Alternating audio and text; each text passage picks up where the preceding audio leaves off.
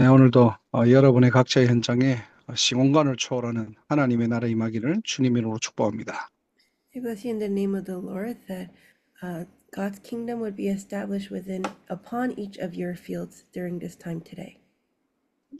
오늘 본문은 사도행전 17장 1절에서 9절인데 1절부터 3절까지 우리 주디가 좀 읽어줄게요. So our main scripture reading comes from Acts chapter 17 verses 1 through 9, but I will just read verses 1 through 3 for us. When Paul and his companions had passed through Amphipolis and Apollonia, they came to Thessalonica, where there was a Jewish synagogue. As was his custom, Paul went into the synagogue, and on 3 Sabbath days he reasoned with them from the scriptures, explaining and proving that the Messiah had to suffer and rise from the dead. This Jesus I am proclaiming to you is the Messiah, he said. Amen. 자, 오늘 2절에 보니까 바울이 자기의 관례대로라는 문장이 나옵니다. If we look in verse 2 today, it says, as was Paul's custom. 바울의 전도운동은 자신의 어떤 감정 따라 아니면 상황 따라 사람 따라 움직인 게 아니라 성령 인도 속에서 반드시 지속할 수 있는 시스템을 세웠단 말입니다. So it means that Paul's evangelism movement didn't depend on his feelings, the situation he was in, or on other people, but he was always guided by the Holy Spirit to raise up a system that can continue. 그게 바울이 가지고 있던 전도운동의 자기의 규례였어요. That was the custom that Paul had for his own evangelism movement. 한마디로 한 지역마다 24 할 수 있는 파수꾼과 망대를 세우고 다른 지역으로 옮겼다는 말입니다. That means he always raised up a watchman and a bartizan that could do 24 hours in that one region before he moved on to the next region. 자, 그렇다면은 오늘 본문을 가지고 우리 전도자들도 항상 놓치지 말아야 할 세 가지 규례를 좀 확인해야 됩니다. So if that's the case, then our evangelists must confirm these 3 customs that we must not lose hold of within our own fields. 예, 세 가지는 뭐냐니까 장소, 기간, 사람입니다. The 3 customs are place, time, and person. 예비된 장소가 있다는 거예요. It means that there is a prepared place. 그리고 기간에 대한 규례도 있습니다. And there is a custom regarding time. 이 말은 날짜 잡는 어떤 기준도 있지만은 다른 기준이 아니라 정확한 복음을 전달하는 기간을 말하는 거예요. Time doesn't just simply refer to the standard of a specific date, but there is an amount of time in which we have to relay the most accurate gospel. 예, 그리고 지속할 수 있는 시스템. 자, 이걸 가지고 들어가는 겁니다. And we need to have a system that can continue, and we need to enter in with all these customs. 그래서 첫 번째로 바울은 지역을 갈 때마다 반드시 놓치지 않았던 장소가 어디냐? 바로 회당이에요. So firstly, where is that place that Paul never lost hold of wherever he went? It was the synagogue. 예, 사도행전 13장에 구브로에 갔을 때, 그리고 사도행전 13장 뒷부분에는 비시디아 안디옥으로 갔을 때 전부 회당으로 들어갑니다. Paul went into the synagogues in Acts chapter 13 when he went to Cyprus, and also later on when he went to Pisidian Antioch. 그리고 14장에 보면은 뭐 이고니온, 루스드라 항상 놓치지 않았던 장소가 어디냐? 회당이에요. Also in Acts chapter 14 in Iconium and Lystra, he never lost hold of the synagogue. 그리고 뭐 17장, 18장, 19장 뭐 데살로니가, 고린도, 예배소 지역 갔을 때도 전부 다 회당을 파고 들어갑니다. Also in Acts chapter 17 when he went to Thessalonica, or chapter 18 in Corinth, or 19 in Ephesus, he never lost hold of going into the synagogues. 유일하게 회당을 들어가지 않았던 지역이 빌립보 지역이에요. 왜냐하면 거기는 회당이었거든요. The one place he didn't enter into a synagogue was in Philippi, but that was only because there was no synagogue in that place. 예, 그래서 기도처를 찾다가 루디아를 만난 겁니다. And that's why he was looking for a place of prayer there and ended up finding Lydia. 자, 오늘 데살로니가 지역에는 회당이 있으니까 여지없이 회당을 들어간 거예요. And because there were synagogues in the place that he was in today, he continued to go into the synagogues. 그럼 바울은 왜 그렇게 회당을 고집할까요? Then why is Paul so obsessed over the synagogues? 예, 거기는 이미 성경을 알고 있는 유대인들이 있거든요. That's because there are the Jews who already know about the Bible. 성경에 능통한데 사실상 복음을 제대로 몰라요. They were very well versed in the Bible, but they just didn't know this gospel. 그래서 성경을 토대로 이 사람들에게 복음만 제대로 들어가면은 완전히 절대 제자 되는 겁니다. So with this foundation of their knowledge in the Bible, all they needed was this gospel and they would become this absolute disciple. 예, 물론 불신자가 복음을 듣고 절대 제자가 되는 경우도 있지만은 한 지역을 책임지는 제자로서 서는 시간은 사실상 시간이 좀 걸릴 수도 있겠죠. So it's definitely feasible for absolute non-believers to hear this gospel and become an absolute disciple as well, but it would just take longer. 그래서 이미 성경을 아는 유대인들이 모여 있고 또 짧은 시간에 뭔가 영향을 줄 수 있는 그 현장이 바로 회당이었습니다. 그래서 들어가는 거예요. And so he continued to go into the synagogues because he was looking for the disciple who would be able to take charge of that region in that short amount of time he was there. 또 회당으로 들어간 또 한 가지 이유가 있습니다. 바로 후대들입니다. And there was another reason he went into the synagogues, which was for the posterity. 네, 렘넌트 운동을 미리 보고 들어가는 거예요. He saw the remnant movement in advance and then entered in. 이 아이들이 어릴 때 한 번은 정확한 복음을 들을 수 있도록. So that these young children can hear about this accurate gospel at least once while they were young. 자, 그렇다면 우리의 회당은 어디입니까? So if that's the case, where is our synagogue? 바로 내가 있는 현장입니다.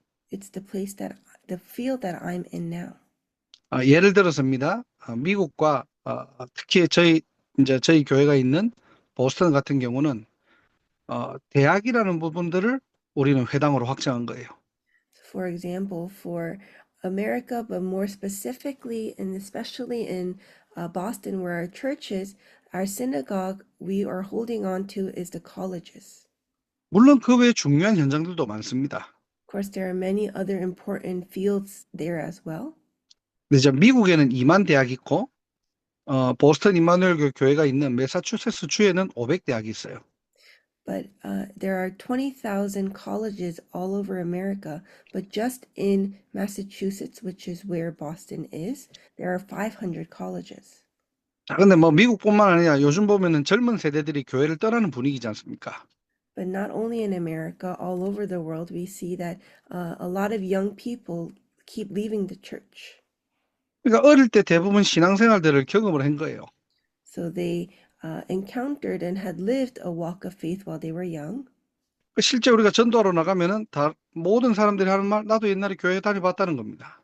And so when we go out into the evangelism fields, we hear a lot of times that they used to attend church when they were young. 그리고 대학이 한 가지 더 좋은 점이 뭐냐니까 일단은 그래도 복음을 전하려고 하면 들으려고 하는 현장이에요. And another great thing about the college field is that the college students are pretty willing to listen to the gospel. 물론 영접은 예비된 사람이 하겠지만요. Of course, acceptance is for those who are prepared. 예, 겉으로는 그래도 굉장히 나이스하게 복음을 한 번은 들어보려고 합니다. But at least on the outside, they look like they're at least willing to listen. 이게 보스턴에 주어진 회당이에요. 저희들이 그걸 이제 언약으로 붙잡은 겁니다. And so that is the synagogue that was given to the field of Boston, and we're holding on to that as the covenant.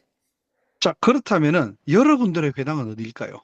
So if that's the case, where is the synagogue for you? 네, 하나님이 우리에게 주신 각자의 회당이 있거든요. 그 찾는 날이 되기를 주님으로 축복합니다. So God has given to each individual our own synagogue. So I bless you in the name of the Lord that today would be the day you are able to find that synagogue. 예, 내가 있는 직장이 될 수도 있고요. It may be the workplace I'm in. 내 지역에 있는 대학이 될 수도 있고요. It may be the college that is in my field. 예, 그 지역에 있는 뭐 관공서가 될 수도 있고요. Or it could be a tourist attraction within my region. 오늘 여러분들이 언약을 가지고 여러분의 현장을 보는 날이 되기를 주님으로 축복합니다. But I bless you in the name of the Lord that holding on to the covenant today, you would be able to see your field. 예, 두 번째로 바울이 회당에서요 새 안식일 동안 뭘 했느냐? 오직의 복음을 전한 거예요. Secondly, during the 3 Sabbaths that Paul was in Thessalonica, he concentrated on only. 새 안식일은 3주를 말하는 거죠. So when we say 3 Sabbaths, that means for 3 weeks. 근데 그 기간 동안 어떤 프로그램을 만든 게 아니에요. But during that time, it was not that he was creating certain programs. 자신의 학문을 전달한 게 아닙니다. He also didn't relay his own wisdom and knowledge. 예, 성경을 강론했다고 했는데 뜻을 풀어서 그리스도에 관해서 증명해요. It says that he reasoned with them from the scriptures, explaining and proving about Christ. 설명한 게 아니라 증명한 겁니다. So he didn't simply explain, but he proved. 그냥 복음에 대해서 전달한 것이 아니라 왜 복음이 필요한지 복음의 당위성을 전달한 거예요. So he didn't simply relay the content of the gospel, but he explained why we needed Christ, and so the rightfulness and inevitability of the gospel. 그래서 우리 전도자들은 항상 답을 가지고 계셔야 됩니다. And so our evangelists must always possess this answer. 정말로 이 땅의 진짜 문제가 무엇입니까? What is the true problem of this earth? 네, 여러분의 현장을 보고요. 창세기 3장 볼 수 있는 눈을 열어야 돼요. You need to open your eyes to be able to see Genesis chapter 3 in your field. 그러면 진짜 해답은 뭐죠? 그리스도가 되어야만 합니다. Then what is the true solution? And the one true answer, it's that Jesus is the Christ. 예, 인간의 지옥 문제, 원죄 문제, 사단 문제, 다른 이름으로 해결할 수 없거든요.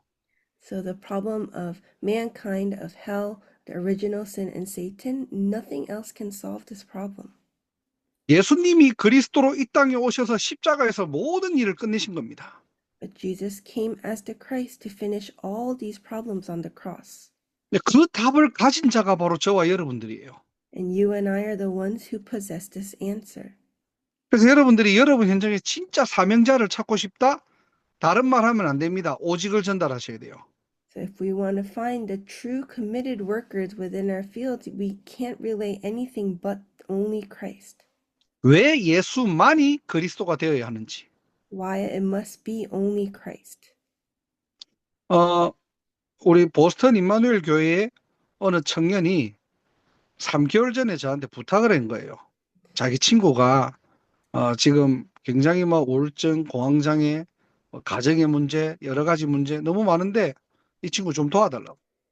So a young adult at our Boston Emmanuel Church requested that I help his friend who was suffering from depression, panic disorders, and many family problems about 3 months ago.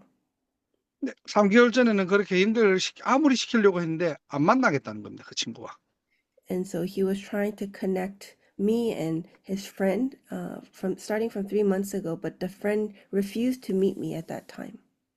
갑자기 3일 전에 연락이 온 거예요. But suddenly, about 3 days ago, the friend suddenly contacted me. 자기가 누구누구 친구인데 목사님 좀 만나고 싶다고. He said, "Oh, I'm his friend. Can you find a time to meet with me?" 어제 만나고 온 거예요. And so I was able to meet him yesterday. 이 친구는 교회를 한 번도 다녀보지 않았어요. So he had never attended a church.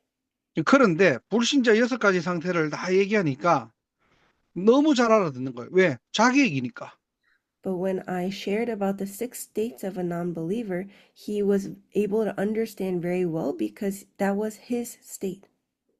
그러면서 우리 가정이 이렇게 어렵게 된 게 자기 아버지 때문인 줄 알았는데 자기 아버지가 아니라 이게 바로 뭐냐? 하나님 떠난 문제네요 라고 저한테 오히려 얘기하더라니까요.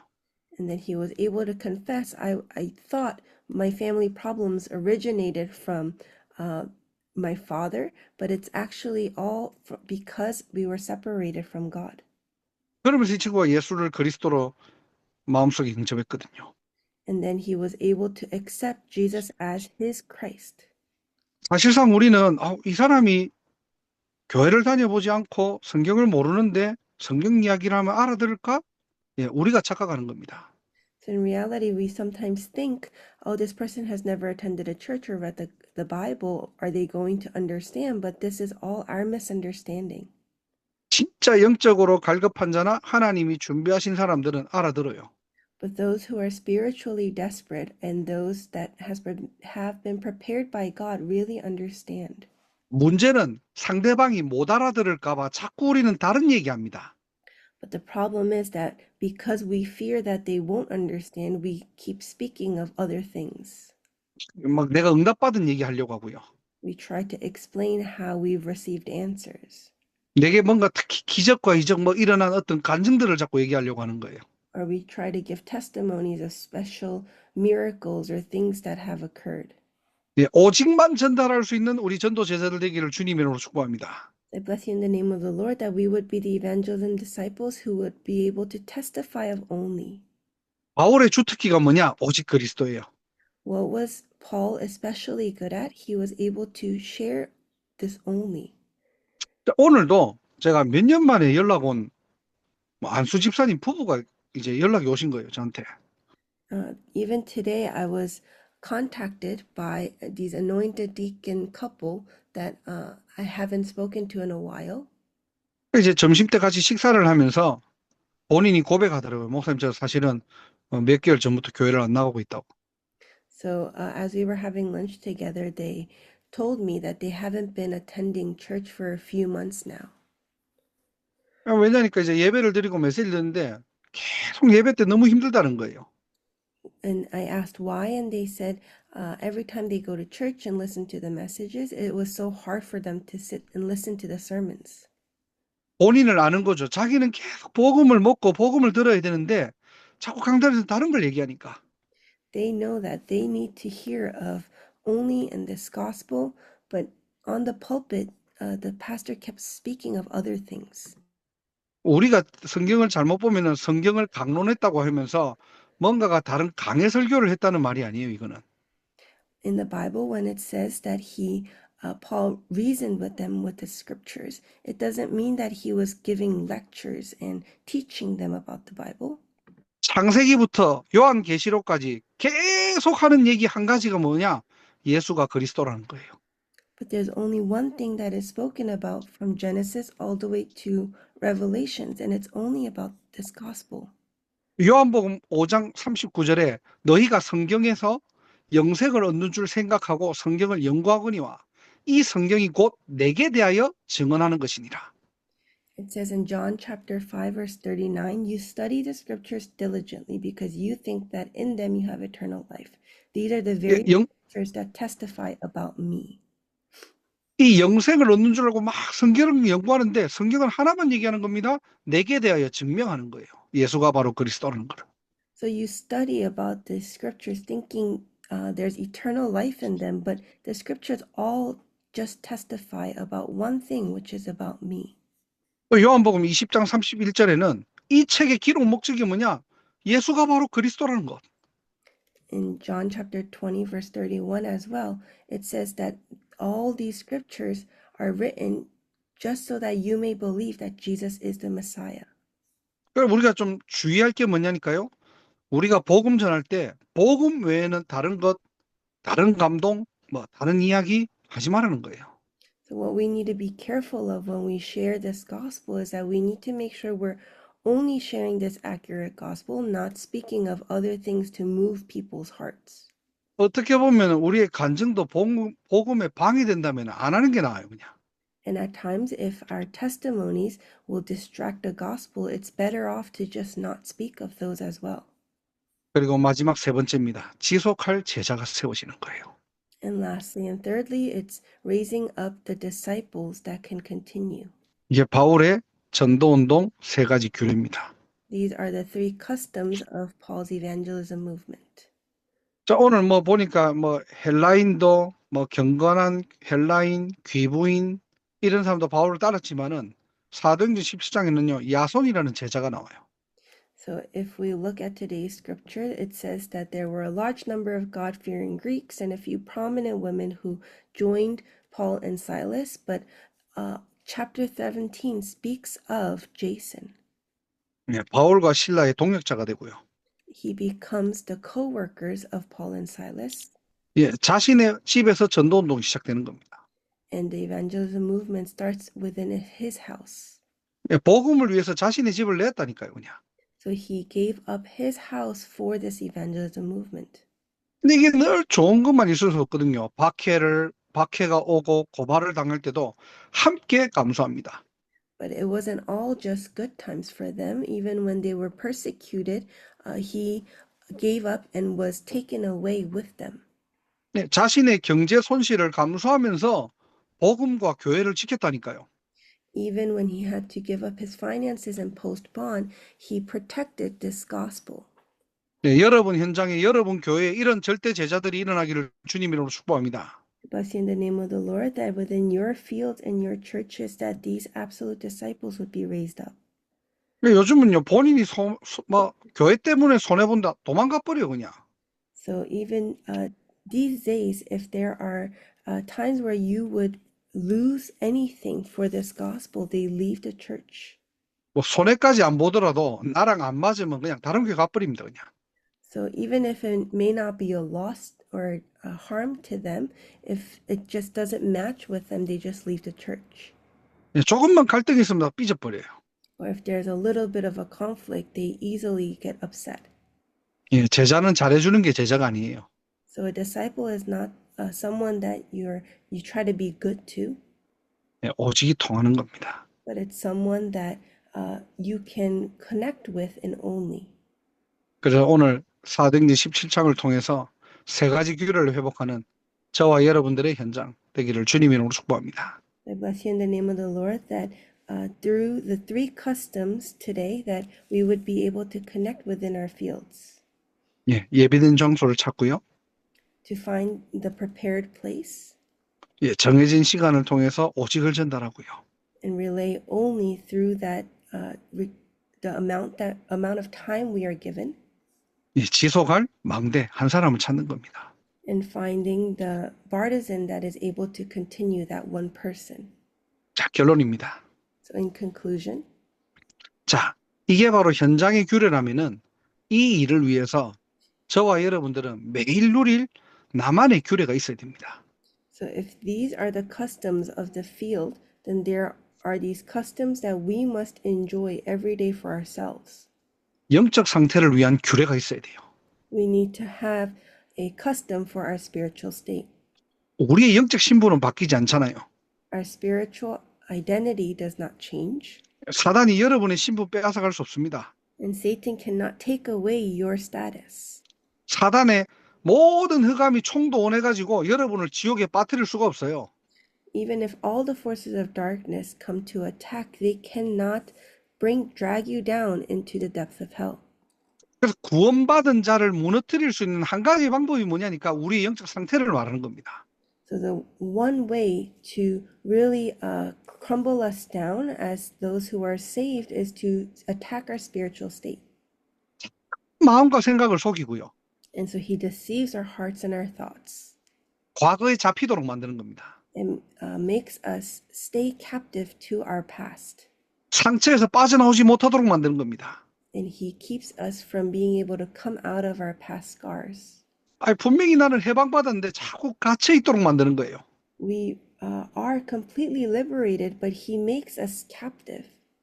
그래서 여러분의 영적 상태가 무너지지 않고 또 혹 무너졌다 할지라도 실제 복음으로 치유하고 회복할 수 있는 나의 영적 규례가 있어야 돼요.